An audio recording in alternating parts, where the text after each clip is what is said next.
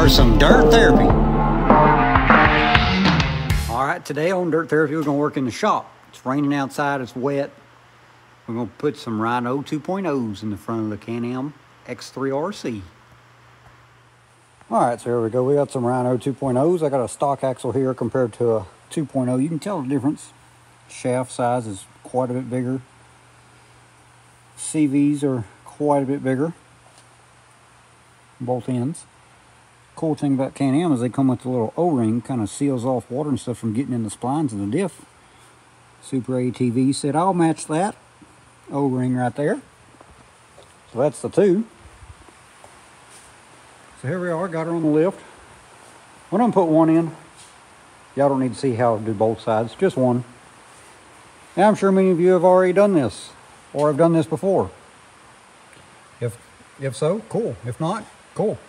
One thing to check with your Can-Am or any machine, if you run a front sway bar, I noticed that this machine started clicking in the front end. Most likely, it's one of these sway bar bolts came a little bit loose. And on this one, it's hard to tell. This one, it's the upper, it come loose, so every time you hit a bump or something, it clicks. That's what it is. So why, and you can even hear it right there. So while you got it apart, check these things, check the pivots up here. You know, just grab everything, get a little shake, see what it is. Now we'll start pulling her apart. Pull your cap off, pull your nut off, quarter key, pull the brake caliper off, that way you can get the hub off. All right, so once you got everything loose, pull your hub off, caliper. On Can-Ams, it has a typical style of a ball joint that slides through with a pinch bolt. On the upper part, right there, that's a tapered ball joint. So there's two ways you can do this to get this axle out. You can either take the shock loose and pick everything up and out and pick it way up to get way up in the travel and then slide the axle out. Or on some machines, if you undo just the upper, you can push it down away from the upper arm and pivot it out enough to get the axle out. Since this is a tapered fit, can't really do that. Because of the clearances, you gotta get that quarter key out and you gotta get a little wrench in there and then you gotta back it all the way off. Then you gotta put it all back together. It's kind of a pain. It's like two more bolts. But in reality, you just take the shock loose, take a sway bar loose, and pick everything up, and then slide it out. So once you get the shock loose, lower arm loose, you have to take your sway bar loose, that way you can pick up this arm by itself, otherwise they're tied together. It's an 18mm nut, and on the inside here, that's a 19. That'll, a wrench will slide over, that way you can get it all loose. And just whip that little guy out of the way, you can pick her up, slide your axle out.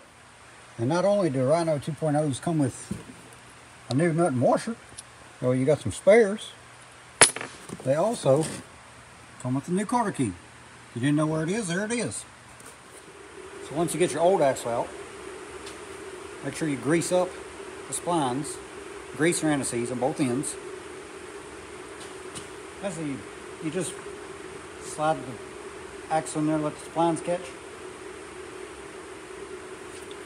Then you just put a little pressure on it and wiggle, and it slides in. No big deal. Right now my sway bar is kind of what's holding it up. This is the hard part. This will grab your axle carrier, your bearing carrier. You'll have to kind of wiggle it all around to get it up in there. But that's it. Slide it back down. And now you can throw it all back together.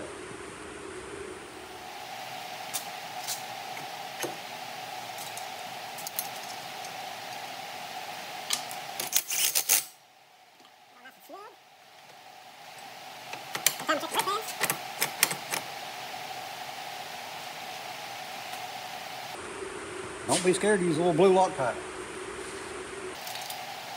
Light bolts. Yeah, Loctite from the factory. Blue Loctite.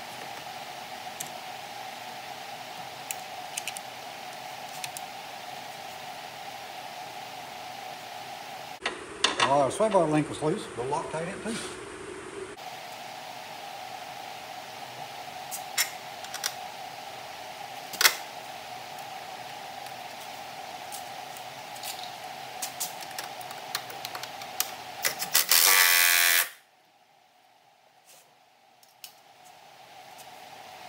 Kind of work from the inside out.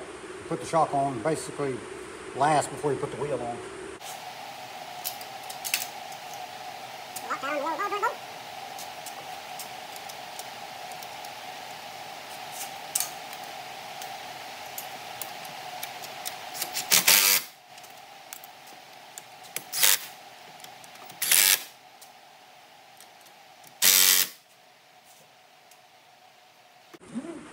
Pull your shock down, put her back on.